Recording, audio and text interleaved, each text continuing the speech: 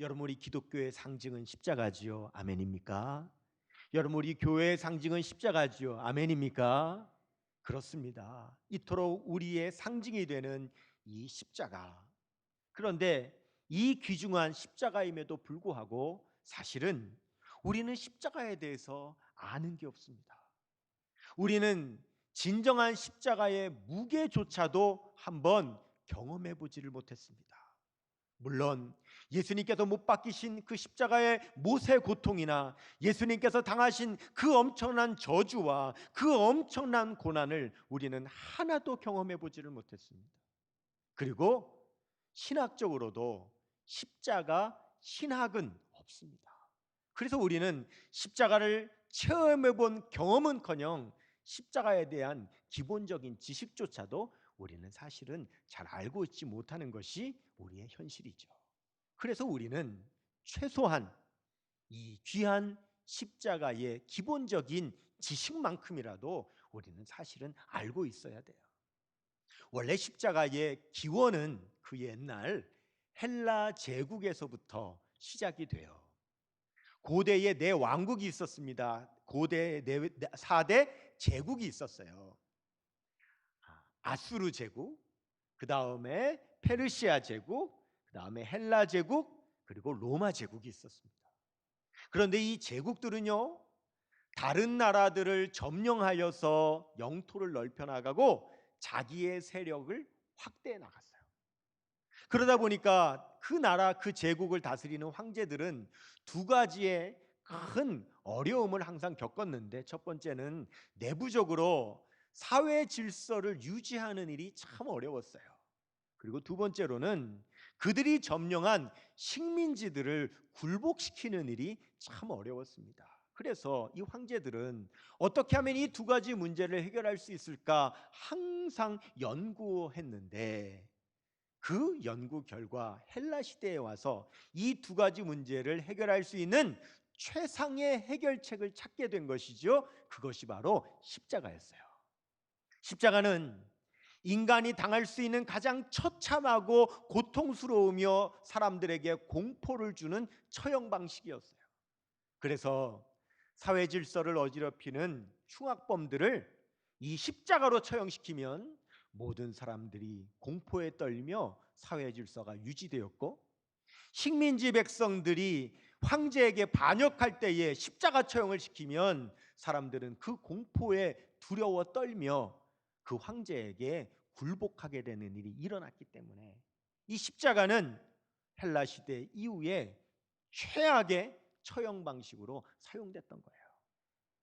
이제 헬라 시대가 지나고 로마 제국의 시대가 왔는데, 로마 제국도 헬라 시대에 만들어졌던 이 십자가 처형을 그대로 수용하고 받아들였습니다. 왜냐하면 자기들이 보아도 십자가만큼 효과적인 그러한 바로 고통을 주는 처형 방법이 없었기 때문에 그런 것입니다.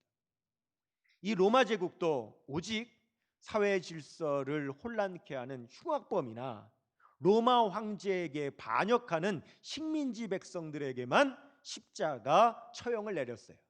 십자가 처형은 흔하게 이루어지는 처형 방법이 아니었습니다. 왜냐하면 십자가형을 남발하지 않으므로 백성들에게 최고의 공포심을 불러일으키는 수단으로 사용해야 됐기 때문에 그래요. 사도 바울이요, 십자가에 대해서 이런 말씀을 했어요. 고린도전서 1장 23절 말씀에 보면, 우리는 십자가에 못 박힌 그리스도를 전하니 유대인에게는 거리끼는 것이요 이방인에게는 미련한 것이로되, 그랬습니다. 여러분이 십자가가 유대인에게는 거리끼는 거래요. 왜냐하면 유대인은 식민지 백성이잖아요. 유대인들은 그 십자가를 혐오합니다. 십자가를 보는 것조차 두렵습니다. 그렇기 때문에 그 십자가에 못 박히신 예수 그리스도를 전하니 그 예수님께서 거리낄 수밖에 없는 거죠. 여기서 말하는 이방인이란 헬라 로마 사람들을 말하는 겁니다. 그들이 십자가를 만들었기 때문에 이렇게 생각하는 거죠. 질 게 없어 십자가를 지나? 못 박힐 데가 없어서 십자가에 못 박혀 죽나? 저렇게 십자가에 못 박혀 왜 죽냐? 황제에게 굴복하지 왜 저런 고통을 당하나? 저 어리석은 사람. 이러면서 십자가에 못 박힌 예수님을 전할 때 어리석다고 그렇게 헬라인들, 로마인들은 말했던 것입니다. 십자가 처형의 대상자가 되면은요, 처음으로 혹독한 고문이 시작이 됩니다. 옷을 벗기고요, 그에게 채찍을 치는데 그 채찍 끝에는 납덩어리가 달려 있죠. 그 채찍이 그 몸을 휘감게 되면 빠른 속도로 감기면서 그 납덩어리가 살에 박히게 됩니다. 그리고 그 채찍을 당길 때에 그 납덩어리는 살점을 떼어내면서 풀어지게 되죠. 그렇게 모진 고통을 당한 십자가 처형수는 그 다음에는 자기가 못 박히게 될 십자가를 짊어지고 사형장까지 걸어가야 돼요. 그 십자가는 일벌백계의 의미가 있어요. 너희도 흉악범이 되면, 너희도 사회질서를 교란하면 이렇게 된다.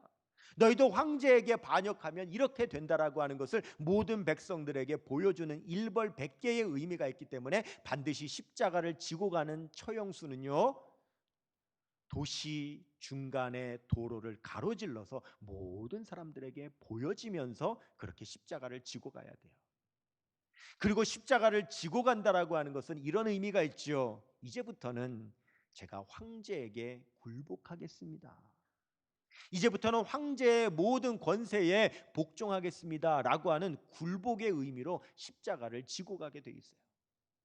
우리 예수님께서 제자들에게 이런 말씀을 하신 적이 있어요. 마태복음 16장 24절 말씀에 보니까, 이에 예수께서 제자들에게 이르시되 누구든지 나를 따라오려거든 자기를 부인하고 자기 십자가를 지고 따를 것이니라, 이렇게 말씀을 하셨어요. 예수님께서 나를 따라오려거든 자기 십자가를 지라 말씀하셨어요. 같은 의미예요. 십자가를 지고 간다는 것은 황제의 권세에 굴복하겠습니다라고 하는 의미인 것처럼, 예수님께서 나를 따라오려거든 자기 십자가를 지고 따라오란 말씀은 나는 이제부터 우리 예수님의 권세에, 예수님의 명령에 복종하겠습니다라고 하는 의미를 가지고 나를 따라오라라는 의미로 말씀을 하신 거예요. 그 당시에 십자가를 진다라고 하는 말은 복종하겠습니다라고 하는 뜻으로 통용되던 말이었던 것이죠. 여러분, 찬송가 461장 십자가를 질 수 있나 주가 물어보실 때 죽기까지 따르오리 성도 대답하였다.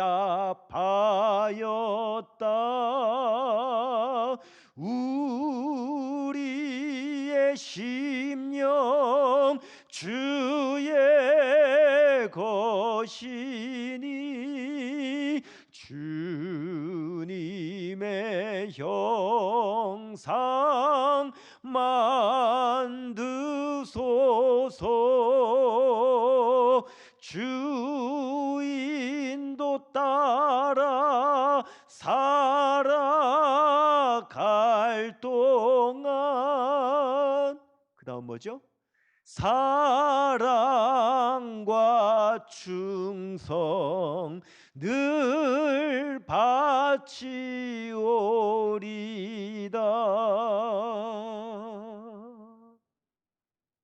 우리 예수님께서 우리에게 십자가를 질 수 있느냐라고 물어보시면 우리가 예, 십자가 지겠습니다라고 대답한다면 그 뜻은 반드시 이런 의미의 대답이 돼야 되는 거죠.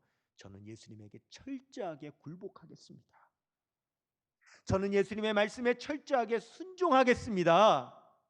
내 모든 것을 주님께 바치겠습니다 라고 하는 의미를 담아서 네, 제가 십자가를 지겠습니다 하는 여러분 그런 뜻으로 고백하시기를 주님의 이름으로 축원합니다. 이제 그 십자가를 지고 처형장에 도착을 하면 그 십자가를 눕혀놓고 그 위에 이 처형수를 눕힌 채 양손과 발을 포개어 못을 박습니다. 그리고 그 십자가 위에는 이 사람이 어떤 죄목으로 죽는지를 크게 써붙여 놓죠. 그리고 이제 십자가를 세워요. 십자가를 세우면 그제서부터 여러분이 십자가의 고통이 시작되는데, 못 박힌 손과 발에서는 찢어질 듯한 고통을 경험하게 되고, 몸이 아래로 늘어지기 때문에 폐가 눌려 숨을 쉴 때마다 가슴에서는 또한 찌르는 그런 고통을 숨을 쉴 때마다 느끼게 되는 겁니다. 그리고 옷은 완전히 발가벗겨서 사람들에게 수치심과 뜨거운 태양 아래서 아주 목마른 그런 처절한 고통을 느끼게 만들죠. 여러분, 십자가 위에서는 인격이 없어요. 십자가 위에서는 인권도 없어요. 그렇기 때문에 십자가는요, 사람을 빨리 죽이지 않습니다. 빨리 죽는 것은 인권이에요.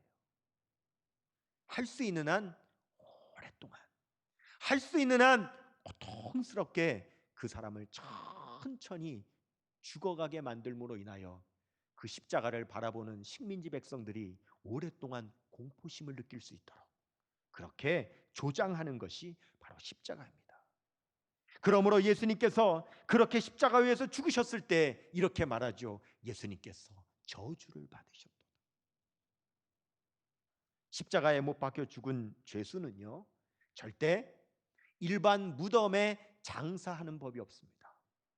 왜냐하면 지금까지 그 십자가 죄수를 그토록 비참하고 처참하게 만들었는데, 마지막에 장례를 잘 치러주면 그를 바라보는 백성들이 위로를 받을 수 있기 때문에 끝까지 이 십자가의 죄수는요, 그냥 나무에 매달아 놓은 채로 죽어도 까마귀나 독수리가 그 살을 다 파먹게 만듭니다.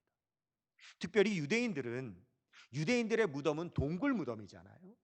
동굴을 파서 그 안에 가족 무덤을 만들어 놔요. 큰 동굴 안에다가 가족들이 세상을 떠나면 그 안에 계속 안장을 하는 거예요. 그렇기 때문에 십자가에 못 박혀 죽은 사람을 다른 가족들과 같이 절대 안장하지 않습니다. 그러므로 십자가에 못 박혀 죽은 자는 후에 저 성박 외진 곳에다가 그냥 다 버리는 거예요. 이게 십자가 처형입니다. 십자가 처형은 죽어서도 비참하게 만들고요, 죽어서도 불명예스럽게 만드는 것이 십자가 처형이에요. 여러분이 지금까지 이 십자가의 내용을 이해하셨다면은 여러분, 오늘 본문 말씀에서 뭔가 이상하다, 의아하다 싶은 것을 발견할 수 있게 됩니다. 여러분, 오늘 본문 말씀에는요, 십자가 처형에 걸맞지 않은 장면이 나오게 됩니다. 그것이 뭐냐? 예수님께서 무덤에 장사되시는 거예요. 오늘 본문 요한복음 19장 41절에서 42절 말씀에 보면 예수께서 십자가에 못 박히신 곳에 동산이 있고 동산 안에 아직 사람을 장사한 일이 없는 새 무덤이 있는지라 이날은 유대인의 준비일이요 또 무덤이 가까운 고로 예수를 거기 두니라. 여러분들이 십자가에 대한 구체적인 지식이 없잖아요. 그럼 오늘 본문 말씀을 통해서 여러분들이 영적인 비밀을 발견하는 시각을 가질 수 없어요.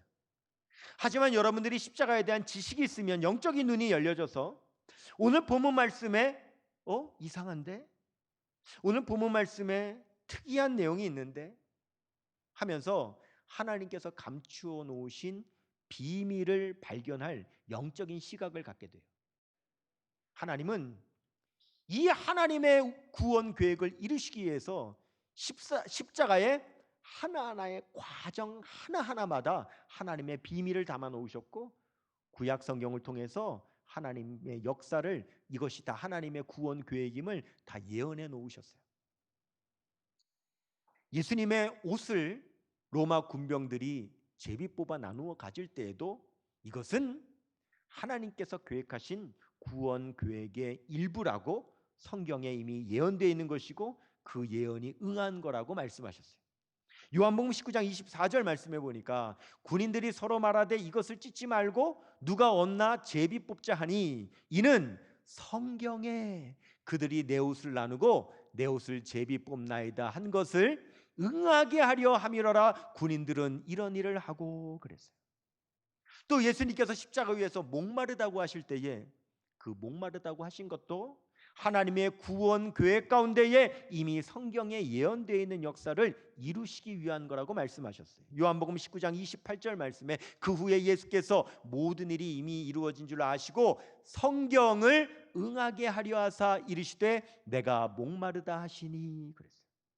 또 우리 예수님께서 십자가 위에서 죽으신 후에 로마 군사들이 예수님의 발을 꺾지 않았습니다. 뼈를 꺾지 않았습니다. 그것도 바로 하나님의 구원 계획 가운데에 있는 것이라는 것을 우리에게 알려주기 위해서 바로 성경에 계획되어져 있는 예언이 이루어지는 거라고 말씀하셨어요. 요한복음 19장 36절에서 37절 이 일이 일어나는 것은 그 뼈가 하나도 꺾이지 아니라 하리라 한 성경을 응하게 하려 함이라. 또 다른 성경에 그들이 그 찌른 자를 보리라 하였느니라 그랬습니다.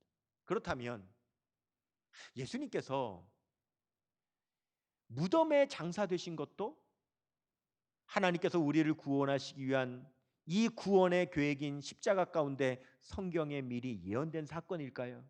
맞습니다. 여러분, 이사야서 53장 9절 말씀에 보면 그는 강포를 행하지 아니하였고 그의 입에 거짓이 없었으나 그의 무덤이 악인들과 함께 있었으며 그가 죽은 후에 부자와 함께 있었도다. 예수님의 그 시신이 아리마대 사람 그것도 부자의 무덤에 장사되는 것은 십자가에 죽은 사람으로서는 있을 수 없는 일인데 이 일이 이루어지게 된 것은 바로 하나님께서 하나님의 구원 계획을 성경에 예언해 놓으신 것이 이루어지는 성취인 것을 우리에게 그 비밀을 보여주시기 위해서 하신 역사라는 사실을 여러분은 믿으시기를 축원합니다. 그러면 하나님은 이 역사를 이루시기 위해서 지금 두 사람을 들어 사용하시는 거예요. 첫 번째 사람이 아리마대 사람 부자 요셉이라는 사람을 사용하시고 또 한 사람을 니고데모라고 하는 사람을 사용하세요.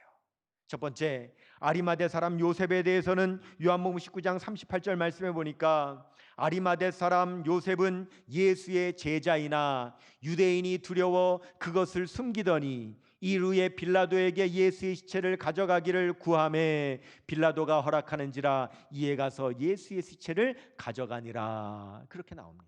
또 니고데모에 대해서는 39절 말씀해 보니까 일찍이 예수께 밤에 찾아왔던 니고데모도 모략과 침향 섞은 것을 100리트라쯤 가지고 온지라 그랬습니다. 여러분, 이 두 제자의 공통점이 있어요. 이 두 제자는 숨은 제자였습니다. 예수님의 제자였지만 자기가 예수님의 제자라는 것을 그동안에는 드러내지를 못했던 사람들이었어요. 우리는 혹시 이런 사람들을 보고 여러분 우리가 비난할 수 있는데 우리가 비난해서는 안 됩니다. 왜냐하면 이들은 예수님의 참 제자가 되는 과정 가운데 있기 때문에 그래요. 여러분, 숨은 제자는요 예수님의 제자가 되는 과정이에요. 저와 여러분도요 어떤 형편에 있든지 간에 우리도 예수님의 제자가 되는 과정 가운데 우리도요 숨은 제자였던 그런 과정이 있었어요. 이 사람들은 예수의 제자이나 유대인을 두려워하여 그것을 숨기더니 그랬거든요. 여러분, 그 당시에는요 이미 유대의 이 사내들인 공의회에서 지금으로 말하면 국회의원들이 예수님을 시인하면 바로 출교당하도록 결의되어 있는 상태였거든요. 그렇기 때문에 그들이 예수의 제자됨을 드러내면 그들은 출교당할 수밖에 없는 사람들이었기 때문에 예수님의 제자였지만 지금까지는 그 제자됨을 숨길 수밖에 없었던 것이죠. 그들이 얼마나 괴로웠을까요? 그들이 예수님의 제자됨을 드러내지 못하는 것이 그들 안에 얼마나 큰 갈등이었을까요? 우리는 그것을 충분히 이해해야 되는 거예요. 그런데 놀랍게도 오늘 예수님께서 십자가에 못 박혀 죽으셨을 때에 이 아리마대 사람 요셉이 당당하게 나와서 자기의 예수님의 제자됨을 드러내고 빌라도에게 가서 예수님의 시신을 달라 하여 자기의 무덤에다가 안장합니다. 또 니고데모도 향품을 가지고 나와서 예수님의 시신을 수습하는 일을 그가 직접 나서서 사람들이 보는데 다 했습니다. 여러분, 이 두 제자의 행동이 지금 얼마나 용기 있는 행동인지 여러분 우리가 보아야 되는 거죠. 유명한 신학자인 에드윈 호스킨스라고 하는 신학자가요, 이런 말을 했습니다. 예수님께서 십자가 위로 올려지실 때에 아리마대 요셉과 니고데모의 용기도 끌어올리셨다 라고 하는 가슴 뭉클한 이야기를 했어요. 구원의 역사를 성취하시기 위해서 하나님께서는 지금 그 두 제자를 사용하시는데, 그를 사용하시기 위하여 그들의 용기를 끌어올리셨다는 거예요. 여러분, 기차가요 두 레일 위를 달려야 되잖아요. 마찬가지로 우리는 이 세상을 바라볼 때에 사람들이 전면에 드러나서 이끌어가는 사람의 역사도 보아야 하지만, 그 배후에서 역사하시는 하나님의 구원의 역사도 우리는 함께 볼 수 있는 영적인 안목이 있어야 될 줄로 믿습니다. 여러분, 유대인과 헬라인들이 십자가를 바라볼 때에 사람이 하는 십자가만 바라보니까 뭐만 보여요? 거리끼는 것만 보이고 미련한 것만 보여요. 그러나 예수님의 십자가는 바로 하나님의 역사이기에 사람의 그 십자가만 보는 것이 아니라 그 십자가를 통하여 구원을 이루시는 하나님의 역사도 볼 수 있는 영적인 안목이 생기면, 우리는 사람이 보는 거리끼는 것과 미련한 것만 보이는 것이 아니라 그 안에 담겨있는 하나님의 능력과 하나님의 지혜도 볼 수 있게 되는 줄 믿습니다. 그래서 고린도전서 1장 23절에서 24절 말씀에 우리는 십자가에 못 박힌 그리스도를 전하니 유대인에게는 거리끼는 것이요 이방인에게는 미련한 것이로되 오직 부르심을 받은 자들에게는 유대인이나 헬라인이나 그리스도는 하나님의 능력이요 하나님의 지혜니라 라고 말씀하시는 거예요. 여러분, 사람의 역사만 보면 거리끼는 것만 보여요. 미련한 것만 보여요. 그러나 그 배후에 역사하시고 그 배후에 개입하신 하나님을 볼 수 있으면 우리는 하나님의 능력을 볼 수 있게 되고 하나님의 지혜를 볼 수 있게 되는 줄 믿습니다. 그렇습니다, 여러분. 우리의 삶을 한번 들여다볼까요? 저와 여러분의 삶에는 거리끼는 게 없나요? 저와 여러분의 삶에는 미련한 게 없나요? 때로는 삶을 살다가 우리 자신을 생각해 볼 때 그때 내가 왜 그랬는지 모르겠다고, 지금도 내가 왜 그러는지 모르겠다고 우리 자신을 향하여 머리를 흔들 만큼 내가 생각해도 내 삶에 거리끼는 게 있고 내가 생각해도 내 삶에 미련한 것들이 있잖아요. 그러나 그 삶 가운데 하나님께서 개입하시면, 십자가가 사람만 개입한 십자가는 거리끼는 것이고 미련한 것이지만 하나님께서 개입하신 십자가는 하나님의 능력이 되고 하나님의 지혜가 되는 것처럼 내 삶에 거리끼는 것, 내 삶에 미련한 것, 이것을 나만 개입한다면 그것으로 끝나지만, 그러나 내 삶에 거리끼고 내 삶에 미련한 것에 하나님께서 개입하시면 그 나의 삶의 그 모든 것들이 하나님의 능력이 되고 하나님의 지혜가 되는 것을 믿으시기를 주님의 이름으로 축원합니다. 우리는 지금 코로나 때문에 얼마나 많은 낙심과 얼마나 많은 일들이 떨어졌습니까? 언제까지 우리의 삶에 이 코로나가 거리끼는 것이고 미련한 것으로 남아 있어야 되겠습니까? 이 코로나에 하나님께서 개입하셔야 되는 줄로 믿습니다. 이미 개입하고 계시는 줄로 믿습니다. 우리는 사람의 역사만 보는 것이 아니라 역사하시는 하나님의 역사를 볼 수 있는 눈이 있다면 더 이상 이 코로나도 거리끼는 것이요 미련한 것이 아니라 하나님의 능력과 하나님의 지혜가 그 안에 있음을 우리는 발견하게 될 수 있는 줄로 믿습니다. 예수님께서 십자가에 올려지실 때에 아리마대 요셉과 니고데모의 용기를 끌어올려 주신 것처럼 오늘 저와 여러분의 삶에 낙심되고 절망되고 떨어진 모든 것들을 우리 예수님께서 끌어올려 주시는 그 역사가 일어나게 되시기를 주님의 이름으로 축원합니다.